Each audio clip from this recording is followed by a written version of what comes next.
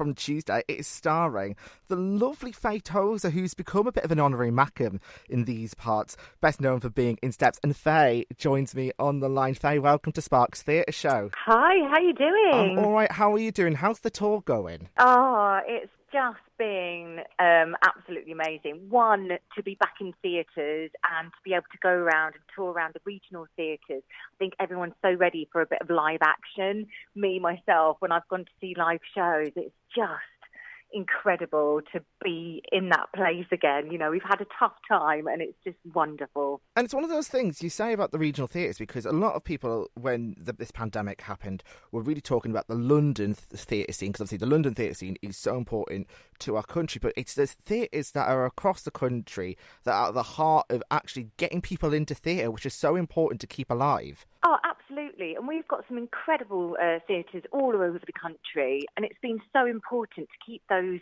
people, busy and employed and get everybody back in bums on seats again in theatres.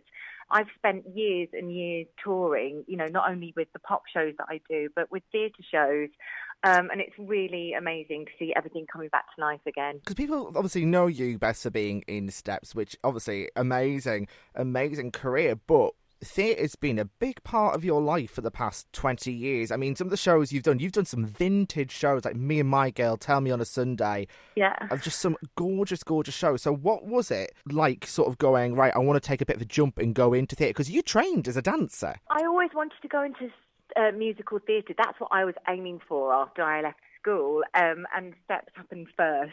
So it's kind of like I was just waiting for a moment when, that would be possible. And thankfully, in 2004, after Steps had split the first time, we only split once, actually. The rest have been little breaks. But I got a phone call from Bill Kenwright, and he asked me to come in and audition for Tell Me on a Sunday. So that was the beginning of my stage career, and I literally haven't looked back. I've been given some incredible roles. I've worked with some incredible directors and cast members, and I really feel grateful that it's my other day job.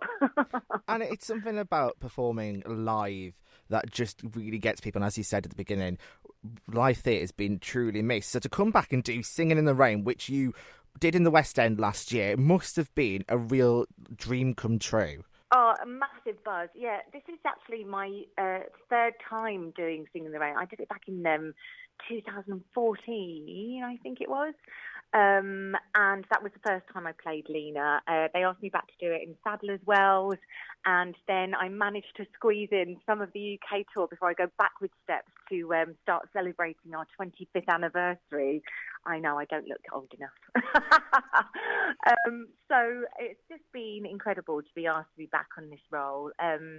Lena is a close character to my heart. I've been able to develop her as I've kind of gone along, and she is so iconic, as is the show, and I just feel really grateful that they keep asking me back.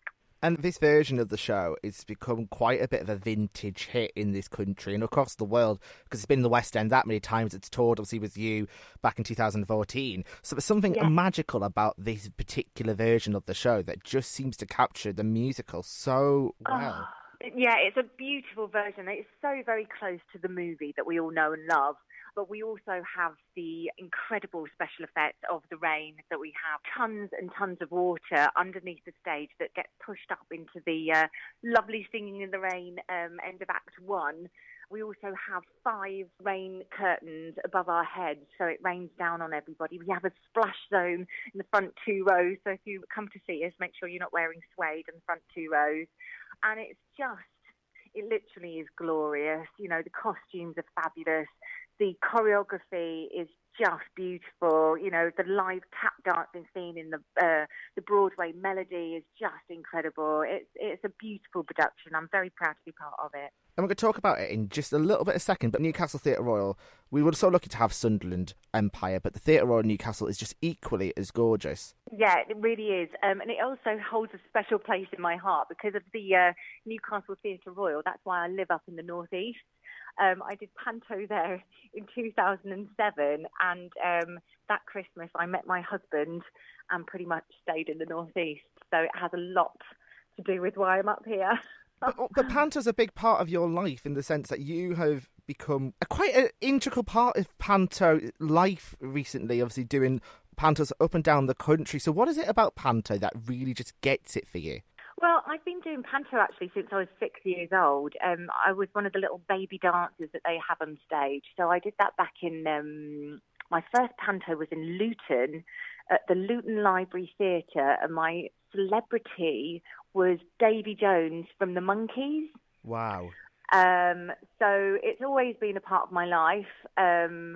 And when I sort of grew up and I did my A-levels and then I left school and started working, when they asked me to do it as a sort of celebrity then, it was kind of a bit of a no-brainer because it's something that I've grown up with and I've loved. And it kind of doesn't feel like Christmas unless I do a panto, or I'm usually on tour with Steps or something. But, you know, panto is just part of my life and I get it. And I love the people that do it. It's like there's some massive part of, you have to be a certain type of person to do panto because it's a real graft, it really is. But there's so much camaraderie and it's a really feel-good thing. And so, as I say, it's always been a part of my life, so it's a very normal thing for me to do. And it's equally as feel-good as a musical. I think there's something magical about it. And there's something magical about Singing in the Rain. And if people want to come and see you, Faye, this week from Tuesday at the Newcastle Theatre Royal, why should people come and see Singing in the Rain? Oh, it's a bit of escapism that we all need, and it's quintessentially that old school Hollywood. It's so beautiful. It's a real classic. And as I say, it's a beautiful spectacular. It really is. So I really hope that if people want to come see, you can actually get tickets because there are very few left. So if you do want to come and see us, you go to singingintherainshow.com. You'll see the seating plan and see which tickets are left. And honestly, you need to scramble for these tickets because this is the last chance you're going to get to see Faye do it. It runs at Newcastle Theatre Royal from Tuesday all the way through Saturday, the 3rd to the 7th of May. Faye, thank you so much for joining us on Sparks Theatre Show. Oh, thank you so much for having me. Thank you. And let's get a little bit of Singing in the Rain. Now, this is Adam Cooper with Singing in the Rain right here on Spark.